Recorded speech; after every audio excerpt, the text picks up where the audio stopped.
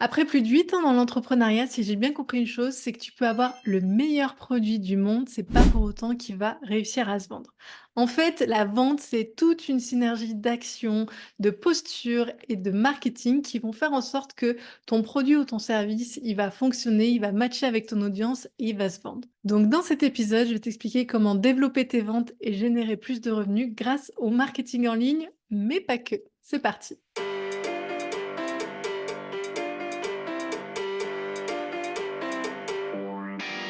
En tant que femme entrepreneur, faire plus de ventes en ligne, c'est un petit peu le saint graal. C'est ce qui va te permettre d'avoir une plus large aisance financière, de pas être dans la peur de la vente, mais aussi de pouvoir réussir à développer d'autres produits, d'augmenter ton entreprise et de te développer. Donc clairement, c'est un petit peu le but ultime de ce que tu fais. Mais augmenter tes ventes, c'est pas juste une question de marketing, de communication, de stratégie, de créativité. Ça va dépendre aussi d'un point qui est souvent sous-estimé, c'est ta propre posture. En fait, quand je reçois des clientes en coaching en ligne, je remarque à 90% que ce petit noyau, ce petit socle hyper important pour la suite de ton business est déjà bien fissuré, très fragile et qu'en fait, elles ne croient pas du tout en elles et donc en leurs produits. Et c'est ce que j'appelle le cercle de la loose. Ce qui se passe, c'est qu'elles ne croient pas en elles, donc elles ne croient pas en leurs produits, donc elles vont parler très très peu de ce qu'elles vendent sur les réseaux, par email ou en ligne. Moins elles en parlent, moins elles vendent, moins elles croient en elles, et après on recommence le cycle infernal. Donc pour moi, c'est la base de tout. Si tu n'es pas fier de ce que tu proposes, de qui tu es, de ce que tu fais, ça ne peut pas fonctionner. Et pour ça, le meilleur indicateur que je t'invite à réaliser, c'est de te demander combien de fois par semaine tu parles de tes services ou de tes produits. Est-ce que c'est une fois? Est-ce que c'est deux fois? Est-ce que tu en parles une fois par mois en murmurant, en mettant juste une petite phrase, un appel à l'action hyper discret? En fait, là, clairement, tu fais passer un signal à ton audience qui se dit: «OK, son produit, elle y croit à fond et moi, ça me motive, ça m'encourage à y aller». Ou au contraire, bon, elle a quelque chose à vendre, mais elle en parle pas trop, elle est pas trop sûre d'elle et on va attendre un peu avant de passer à l'action. Moi, je me souviens les premières fois où j'ai vendu mes services, donc j'étais community manager, social media manager avant, et les premières fois où, j'ai été contactée parce que visiblement je faisais du bon boulot, donc on me recommandait et d'autres entrepreneurs me contactaient pour travailler avec eux. Souvent, j'avais tendance à vouloir dire non parce que je me sentais pas du tout à la hauteur. J'avais l'impression qu'on m'avait survendue et donc je me sentais hyper vulnérable par rapport à cette demande et cette confiance qu'on m'accordait. Et ça, c'était très troublant pour moi parce que j'étais certaine qu'il y avait plein d'autres personnes qui étaient 1000 fois plus qualifiées que moi pour ce poste et donc j'osais vraiment pas prendre ma place alors que 99% du temps, ça se passait super bien. Donc avant de te demander pourquoi tu ne vends pas, demande-toi si toi tu as confiance en ce que tu vends, si tu es fier de ce que tu vends et si tu es prête à vendre. Ensuite, ce qu'il est important de comprendre, c'est que il faut avoir le bon produit. Quand je dis bon produit, c'est pas seulement avoir le produit parfait parce qu'il sera jamais parfait et tant mieux parce que tu vas l'améliorer au fur et à mesure des mois ou des années, mais il faut avoir un produit qui réponde à une demande. Moi, j'ai travaillé avec beaucoup d'entrepreneurs où j'ai découvert leur formation en ligne en travaillant avec eux. Et en fait, je réalisais la valeur de ce qu'ils proposaient au moment où je découvrais leur formation. C'était des pépites, ils changeaient littéralement la vie des gens, sauf que dans leur communication, ça transparaissait pas. Ils avaient une modestie dans ce qu'ils faisaient, et puis pour eux, c'était normal de proposer ça, alors qu'en fait, c'est quelque chose d'assez inhabituel et d'assez révolutionnaire. Le problème, c'est qu'avec cette posture, ils ne pouvaient pas transmettre le bon message à leur audience en leur expliquant en quoi ils pouvaient les aider, en quoi ce qu'ils faisaient révolutionnerait leur vie, leur business, leur activité, et donc comment ils répondaient à un vrai problème. Ce que j'ai constaté aussi pour beaucoup d'entrepreneurs, c'est que souvent on emploie un vocabulaire hyper spécifique. Alors, il y a le syndrome de l'expert qui consiste à, pour montrer qu'on est légitime, employer tout un champ lexical digne d'experts et de spécialistes, sauf que ce champ lexical, ta communauté et ton audience, ils le connaissent pas du tout. Donc résultat, quand tu vas parler, d'anamnèse, de choses hyper high-tech, développées et cetera, c'est bien si tu t'adresses à une communauté de professionnels, mais si tu t'adresses à monsieur tout le monde et au commun des mortels, bah, ton message, il va passer au-dessus parce qu'en fait, ils en comprennent pas la moitié. Essaye toujours d'éduquer, d'essayer de faire comprendre ce que tu fais, de les embriquer dans ton univers pour pouvoir avoir le message le plus impactant possible. En fait, une fois que tu as ton produit, ce qui est primordial, c'est de montrer le problème que tu résous et la projection du résultat que tu vas obtenir avec ton produit. Et à partir de ces 2 points, oui, ce sera plus impactant et oui, ta cible va comprendre en quoi tu vas pouvoir les aider. Un autre point qui est très, très important, c'est ta propre histoire. Moi, quand je me suis lancée il y a quelques années, donc j'ai démissionné de mon CDI, je me suis expatriée, j'ai créé une entreprise à l'étranger, donc autant te dire que la jauge de peur, elle était à son maximal. Et au tout début, je voulais ouvrir une agence de voyage en Thaïlande, mais sortir de tout ce qui se faisait en termes de tourisme de masse et aller vraiment dans les petits villages à la rencontre des habitants et faire quelque chose de très éthique, très responsable et de beaucoup plus proche de la population thaï et de la nature. Et quand j'ai abordé ce sujet avec certains proches, heureusement pas tous, certains m'ont dit: «Non mais des agences de voyage en Thaïlande, il y en a plein, personne t'attend et donc en quoi tu vas pouvoir te différencier et qu'est-ce qui te fait croire que ça va fonctionner?» Bon là déjà, premier constat, si tes amis te font ce genre de réflexion, essaye de filtrer tes amis. C'est-à-dire que quand tu te lances dans une activité, c'est hyper important d'être soutenu et de pas avoir des personnes qui projettent leur peur sur toi, toi qui es déjà très vulnérable, incertaine et qui te sens un petit peu perdue. Essaie de t'entourer de personnes qui vont t'inspirer, te tirer vers le haut et te motiver. Premier point. Deuxième point, bien sûr qu'il y a des concurrents et c'est très bon signe. En fait, le fait qu'il y ait des concurrents, ça te montre qu'il y a un marché, qu'il y a une cible et qu'il y a quelque chose à développer autour. Après, on ne demande pas de faire exactement pareil que les autres. Inspire-toi de ce qui existe déjà et fais mieux. On a tous une histoire, on a tous un recul, une vision différente et c'est ça qui fait notre plus grande force. Et c'est là-dessus que je voulais rebondir. C'est-à-dire que moi, je sais que j'ai une histoire qui m'est propre, qu'aucun concurrent au monde ne pourra me voler, ne pourra copier, parce que ce que j'ai vécu, je suis la seule à l'avoir vécu avec ma façon, ma personnalité, avec mon entourage, avec ma vision du monde. Et tout ça fait qu'aujourd'hui, je crée des choses, que j'ai un contact avec les personnes qui m'est propre et qui m'est unique. Et quand tu crées un business en ligne, c'est très important que tu puisses aussi jouer sur ton personal brand, c'est-à-dire ta marque personnelle. Qui tu es? Pourquoi tu fais ça aujourd'hui? À quel moment de ton histoire personnelle ça fait écho? Est-ce que c'est quelque chose qui répond à une problématique que tu as eue, d'un de tes proches, de ta famille? Est-ce que c'est quelque chose qui te passionne depuis toujours? Est-ce que tu as déjà une expérience sur le sujet? Tout ça, ce sont des petites briques qui vont créer ton personal branding. Et je dis souvent à mes clientes que ce dont elles veulent le moins le parler est ce qui est le plus impactant. Et ça, c'est très vrai et à chaque fois, je peux l'identifier. Des fois, tu as honte, tu es un petit peu pudique, c'est normal et il y a des choses sur lesquelles tu veux pas creuser et en fait, c'est la raison d'être de ton business. Et je t'invite vraiment à l'identifier parce que l'entrepreneuriat, je vais un petit peu te spoiler, mais c'est vraiment pas un long fleuve tranquille. Il y a des hauts, il y a des bas. Il y a des jours où tu vas être ultra motivé, d'autres jours où ça va être difficile, où tu vas vouloir tout abandonner. Et dis-toi bien que c'est normal. Mais si tu ne sais pas la raison d'être de ton business, pourquoi tu es là aujourd'hui, pourquoi tu m'écoutes, eh ben, ça va être compliqué par la suite de pouvoir te redresser dans ces moments de down. Donc, avant toute chose, essaie de constituer ton histoire, tes valeurs, pourquoi tu fais ça, et de te le garder dans un coin de ta tête, même de te le noter pour pouvoir le relire quand tu auras des doutes.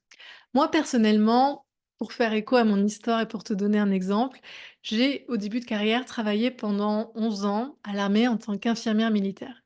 Quand je suis arrivée dans mon unité qui était parachutiste, on était même pas 15 femmes pour, 800 ou 900 personnes. Donc autant te dire que j'ai clairement évolué dans un monde d'hommes. J'ai eu un énorme syndrome de l'imposteur quand je suis arrivée, j'ai eu du mal à trouver ma place, mais au fur et à mesure des années, des expériences, j'ai pu justement gagner en confiance, gagner en expertise et puis gagner ma légitimité là où j'en étais arrivée. C'était un sentiment de pouvoir personnel très, très important. Je m'éclatais, j'étais hyper épanouie et j'avais confiance en moi. Le truc, c'est que quand j'ai quitté cet univers, que j'ai côtoyé d'autres femmes, J'ai réalisé à quel point elle manquait de confiance en elle, elle s'effaçait, elle n'osait pas avoir de l'ambition, se mettre en avant, montrer ce qu'elle savait et c'était hyper frustrant pour moi. Elles avaient toutes un potentiel de folie, elles avaient fait de grandes études, elles cogitaient, elles percutaient, elles avaient des idées, elles avaient de l'inspiration, mais pourtant elles osaient jamais. Elles étaient figées par le jugement des autres, parce qu'on pourrait penser d'elles et parce que la société leur a inculqué en termes de croyances limitantes qui est déjà bien, bien ancrée dans la tête des femmes. Donc moi, ma mission aujourd'hui, et je la porte de tout mon cœur, c'est de pouvoir aider ces femmes à se révéler, à pouvoir s'épanouir dans leur business, à oser créer des choses qui leur font envie et à vivre de leur activité sans se poser la question de jugement, de légitimité, parce qu'elles ont toutes quelque chose d'impactant à apporter dans leur monde. Donc tu vois l'idée, c'est un petit peu la toile de fond de ton business. C'est le fil rouge qui fait que tu vas évoluer, tu vas créer, tu vas avoir une communauté et c'est ça qui fait ta personnalité. Le personal branding, c'est pas juste ton histoire, c'est aussi quelle énergie tu dégages, comment tu te sens, quelle proximité tu installes avec ta communauté. Au final, c'est ne pas faire d'une marque juste une marque, mais que toi, tu représentes ta marque. Et aujourd'hui, tu as plein d'entrepreneuses qui rayonnent et qui assument haut et fort être la tête de leur marque. Et moi, je trouve ça génial. Donc aujourd'hui, j'aimerais vraiment t'accompagner dans ce processus pour que tu puisses toi aussi incarner pleinement ce que tu veux faire. Ensuite, ce qu'il est important de comprendre aussi quand tu veux vendre, c'est la psychologie de vente. Alors, dit comme ça sonne un petit peu manipulation. Ça l'est, oui et non. C'est pas vraiment de la manipulation, c'est plutôt des biais cognitifs inconscients qu'on a et qu'il faut que tu utilises pour pouvoir générer plus de ventes et pour pouvoir avoir ensuite plus de clients. Et là-dedans, je vais te donner un exemple qui est assez parlant et qui va te faire comprendre en quoi justement la psychologie de vente peut être impactante. C'est une citation qui dit: «Il est plus facile de vendre de l'aspirine que des vitamines». Pourquoi? Parce qu'on met plutôt en avant la douleur que le plaisir. Quand je te dis: «Tu as un mal de tête», tu comprends tout de suite qu'il va falloir prendre de l'aspirine, du paracétamol, peu importe la marque et que tu vas pouvoir soigner cette douleur immédiate avec une solution. Si je te parle de vitamines, ça sonne plus abstrait, plus long terme et donc c'est un besoin qui est beaucoup moins immédiat et qui va être moins susceptible de passer à l'achat. Donc le moyen pour augmenter tes ventes, c'est d'avoir un problème qui est dur. DUR. Quelque chose qui est douloureux, donc ça peut être quelqu'un qui, par exemple, aimerait, avoir un peu plus d'ambition professionnelle et apprendre à parler anglais pour pouvoir développer plus de compétences et plus de possibilités de poste. Ça peut être quelqu'un qui est mal dans sa peau et qui a besoin d'aide pour pouvoir gagner en confiance et puis passer du temps de meilleure qualité avec sa famille, ses proches et cetera. Essaie de trouver justement le point de douleur qui fait que ton produit répond à ça. Le deuxième point, ça va être qu'il est urgent. Comme je te l'ai expliqué, c'est plus facile de vendre quelque chose qui répond à un problème immédiat plutôt qu'à un problème potentiel futur. Et c'est pour ça que malheureusement, tout ce qui est prévention ne se vend pas très bien et qu'il y a un énorme travail éducatif à faire derrière. Et enfin, il faut que ce problème il soit reconnu. Ça sert à rien de vendre quelque chose à quelqu'un qui n'en ressent pas le besoin. Si tu essaies de vendre justement des vitamines à quelqu'un hyper healthy, n'a aucune maladie, est en pleine forme, ça risque d'être un peu plus compliqué. Dans le même acabit, il y a ce qu'on appelle le principe de réciprocité. Il s'agit en fait également d'un biais cognitif qui fait qu'on est plus enclin à rendre l'appareil à quelqu'un qui nous a déjà donné quelque chose ou rendu service. Pourquoi? Parce que l'humain aime bien rétablir l'équilibre et veut pas être redevable. Et donc ce petit biais cognitif, il est quand même beaucoup utilisé en termes de marketing avec ce qu'on appelle les lead magnets. Alors les lead magnets, c'est pas que ça. Ça va servir aussi à donner un petit échantillon de ce que tu fais pour pouvoir montrer ton expertise, ta légitimité et montrer que ce produit en entier dans sa globalité peut potentiellement plaire à ton client. Mais ce principe de réciprocité, il est aussi très utilisé dans le monde de tous les jours. Je te donne un exemple, si tu vas à un supermarché, bah, tu as peut-être quelqu'un qui va faire une dégustation de champagne, de fromage, de saucisson, que sais-je. Tout ça pour pouvoir inciter ensuite un geste d'achat. Pour un peu que tu sympathises avec la personne au stand, il y a quand même de fortes chances pour que tu aies envie de faire plaisir et d'acheter. Ça fonctionne aussi avec les échantillons dans les parfumeries, quand tu fais des appels découvertes ou quand tu participes à un challenge en ligne, tu télécharges un e-book. En fait, tout ça, ça constitue le principe de réciprocité avec ce fameux lead magnet. Quoi qu'il en soit, et ça c'est ultra important, ça doit toujours être fait de manière éthique. Moi, si tu me connais un petit peu, tu sais que j'ai horreur de la vente push où tu culpabilises les gens, où tu les incites vraiment à acheter quoi qu'il en soit, parce que je trouve que c'est contre-productif. Moi, je préfère que mon client y vienne parce qu'il en a envie, parce qu'il sent que je réponds à un besoin et parce que ça match aussi au niveau de qui je suis, de mon énergie, etc. Plutôt que de faire des campagnes marketing ultra agressives, que la personne se sente un petit peu dans des biais cognitifs d'acheter et qui finalement se rend compte que bah, ça répond pas à son besoin, que c'est un peu précipité à l'achat et qu'elle regrette. Moi, je t'invite à être toujours dans la bienveillance. Tu dois aider ton client, c'est pas un tiroir caisse, c'est pas un objectif de quelqu'un qui doit te faire gonfler ton chiffre d'affaires. Tu dois toujours faire ça en conscience. Parenthèse fermée. Pour terminer sur la psychologie humaine, le dernier point, tu en as peut-être déjà entendu parler, c'est ce qu'on appelle la preuve sociale. Alors la preuve sociale, tu en vois un petit peu partout sur le net, c'est les avis clients. Il y en a qui le font en vidéo, donc ce qui est encore plus légitime parce qu'au moins tu es sûr que c'est pas des faux. Il y en a qui le font par écrit sur Google, sur TripAdvisor, Trustpilot. Tout ça, c'est des plateformes qui servent à récupérer de la preuve sociale.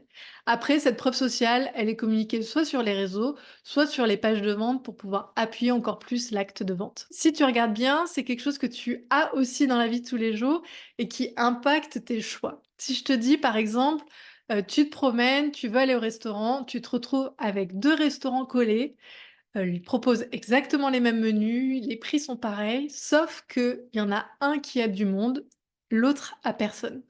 Inconsciemment, il y a beaucoup plus de chances que tu choisisses celui qui a un petit peu de monde parce que tu dis que c'est peut-être des personnes qui reviennent et qui sont donc satisfaites et donc qui viennent ici, plutôt que le restaurant qui est vide, qui a peut-être mauvaise presse ou pas du tout, mais qui du coup attirera beaucoup moins de clients. Et ça, c'est une démonstration visuelle de ce qu'est la preuve sociale. Donc c'est pourquoi je t'invite, dès que tu as des clients, que ce soit pour tes formations, tes produits, tes services, essaie de récolter des avis clients pour pouvoir justifier de la qualité de tes produits, rajouter aussi un autre champ lexical que tu n'utilises peut-être pas et que tes clients ont et booster ta crédibilité grâce à ça. Maintenant, une fois que tu as travaillé ton histoire, ta posture, que tu as un peu plus de notions de psychologie humaine et que ton produit répond vraiment à un problème, il va falloir que tu en parles parce que là encore, tu peux avoir un super produit. Si tu n'en parles pas, si tu communiques pas dessus, il y a quand même très peu de chances qu'il se vende. Et pour ça, on a la chance de vivre à une époque où tu as l'embarras du choix sur les canaux que tu peux utiliser pour communiquer. Bien sûr, je vais débuter par les réseaux sociaux. Pour choisir le bon réseau social, je t'invite à prendre en compte 2 critères. Le premier, c'est où se trouve ta cible. C'est-à-dire que LinkedIn, ça va être quelque chose de plus professionnel, Pinterest plus féminin, Instagram, ça va être entre 30 et 50 ans, mais aussi un peu plus féminin. Voilà, essaie de cibler à chaque fois où se trouve ta cible et où est-ce que potentiellement elle peut voir ton message et voir ta communication. Le deuxième point, alors qui va peut-être te sembler contre-intuitif par rapport au premier, mais qui pour moi est quand même très important, c'est de voir où sont tes appétences. Pourquoi? Parce que pour communiquer sur les réseaux, c'est hyper important que tu aimes le format, que tu prennes plaisir et que ce soit pas quelque chose que tu fasses dans la douleur. Donc si par exemple tu détestes faire des vidéos, ben, commence pas à aller sur TikTok où tu dois faire vraiment beaucoup de contenu parce qu'au bout d'une semaine, tu vas être dégoûté, ça va pas te plaire et donc tu vas pas du tout être aiguillé. Si à l'inverse, tu te dis: «Ben, moi j'aime bien le format photo, peut-être plus infographie», ben, dans ce cas, tu vas aller plutôt sur Pinterest, sur Instagram, tu vas essayer de trouver d'autres alternatives. Mais essaie de voir déjà toi, quelles sont tes appétences par rapport aux différents formats des réseaux sociaux. Après, sois aussi indulgent avec toi-même. Tu vois, moi par exemple, j'ai longtemps, reculé le format vidéo parce que je me prenais la tête avec le matériel. Il fallait donc là, effectivement, j'ai un beau micro, mais je filme avec mon iPhone, je suis par terre, je me suis pas pris la tête avec le setup et vraiment, j'ai à cœur de faire les choses le plus simplement possible. Moi, personnellement, je sais que c'est quelque chose qui peut me bloquer de passer beaucoup trop de temps à faire toute la mise en place d'une vidéo et donc du coup, c'est quelque chose que je vais procrastiner et que je vais pas du tout aimer faire. Donc là, à l'heure actuelle, je simplifie au maximum. Je filme avec Zoom, j'ai mon téléphone portable, j'ai mon micro, il y a aucun réglage à faire et comme ça, dès que je connecte tout, c'est parti. Au-delà des réseaux sociaux, bien sûr, moi, je peux que t'encourager à faire un site internet. Et un site internet, on a dans l'imaginaire quelque chose de ultra compliqué, de ultra cher, ce qui n'est pas du tout le cas. Moi, aujourd'hui, je te propose des sites internet à 29 € par mois. Tu peux avoir une vitrine en ligne et je trouve qu'au niveau crédibilité et légitimité, c'est quelque chose de très, très impactant. En fait, il y a rien de pire de rencontrer quelqu'un, de dire: «Bah, tiens, je fais ça», de vouloir expliquer ce que tu fais, de pas avoir du tout de vitrine en ligne, si ce n'est tes réseaux, pour expliquer quels sont tes services, pourquoi tu fais ça, comment acheter, où te trouver si tu es en présentiel avec une carte Google Maps, comment te contacter. En fait, tout ça, c'est ce que te permet un site internet finalement. Donc, bien sûr, il y en a qui vont s'en sortir parfaitement avec juste un tunnel de vente, c'est-à-dire juste avec une page de vente. Moi, je suis plus de l'école, en tout cas, où j'aime bien avoir un site internet pour m'imprégner de l'univers de la personne, pour mieux comprendre ce qu'elle fait et pour être rassurée sur le fait que c'est sérieux, c'est légitime et c'est crédible. En plus de ça, un site internet, donc ça va te permettre d'être référencé sur le moteur de recherche de Google, ce qui est quand même pas négligeable. Ça va te permettre aussi de développer ton expertise à travers un blog et d'aller encore plus loin dans ce que tu veux montrer, prouver, expliquer. Et ça va mettre en confiance tes futurs clients. Donc, je peux que t'encourager à passer aussi par ce canal. Dernier point, et c'est souvent beaucoup trop sous-estimé, c'est l'email marketing. Donc, c'est quoi? C'est simplement le fait d'envoyer des emails, donc soit par une newsletter, soit quand tu as des offres promotionnelles pour pouvoir communiquer en ligne. Là, tu récupères ton adresse email soit en mettant un formulaire en bas de page sur ton site internet, soit en proposant le fameux lead magnet dont je te parlais dans le concept de réciprocité. Ça peut être un e-book, une masterclass, une conférence offerte où en échange, les personnes te donnent leur adresse email. À partir de là, ce qui va être intéressant, c'est que tu vas pouvoir t'adresser directement à tes prospects. Ils vont pas être noyés par une masse de sollicitations comme il y a sur les réseaux entre les autres créateurs de contenu et les publicités. Là, tu es directement dans la boîte email, tu peux faire un message beaucoup plus long et tu as un accès direct à ton futur client. L'autre point positif, et ça c'est très important, c'est que tu vas pouvoir sécuriser ton audience. En fait, sur les réseaux comme Instagram ou Facebook, ça ne t'appartient pas. C'est-à-dire que le jour où ça bug, où tu te fais pirater, au final, tu perds toute ta base d'abonnés et c'est compliqué de recommencer à zéro pour pouvoir repartir. Donc, s'il y a bien quelque chose que je t'invite à faire dès le début, c'est de sécuriser tout ton travail, c'est-à-dire toute ta génération de prospects avec cette base email. Et même si tu n'as pas des produits numériques, il y en a beaucoup qui proposent un bon de réduction sur une boutique e-commerce en échange d'une adresse email, par exemple. Et le dernier point, c'est que tu peux créer un rendez-vous avec ton audience pour rester dans ce qu'on appelle le top of the mind. C'est-à-dire que moi, par exemple, toutes les semaines, tous les dimanches soirs, il y a ma newsletter qui part. Donc, tous les dimanches soirs, il y a un petit rappel de mes prospects en disant: «Coucou, je suis là, je vais t'apporter de la valeur, je vais t'expliquer un concept cette semaine et on va passer un moment ensemble». Et ça va te permettre de créer du lien sur le long terme pour que le jour où tes personnes ont besoin de toi, elles puissent se dire: «J'ai une personne que je connais qui fait ça, potentiellement elle peut m'aider, je vais aller voir ce qu'elle propose». Donc là, tu as déjà un meilleur aperçu de ce que tu peux faire pour augmenter tes ventes. Ce qui est très important, je vais encore insister là-dessus, c'est de ne pas culpabiliser tes clients de ne pas acheter. Vraiment, bien sûr, la vente c'est important, bien sûr, il y a des stratégies à mettre en place, mais reste aussi intègre que possible et propose des choses qui vont leur apporter de la valeur, qui va pouvoir être bénéfique pour eux et qui va vraiment répondre à une solution. Si tu veux en savoir plus, je te mets le lien de l'article en description. Et si cet épisode t'a plu, je t'invite également à t'abonner pour pouvoir me retrouver chaque semaine pour de nouveaux conseils business. N'hésite pas également à me poser des questions en commentaire ou à me dire ce que tu as pensé de cet épisode. Et je te retrouve très bientôt pour poursuivre cette belle aventure.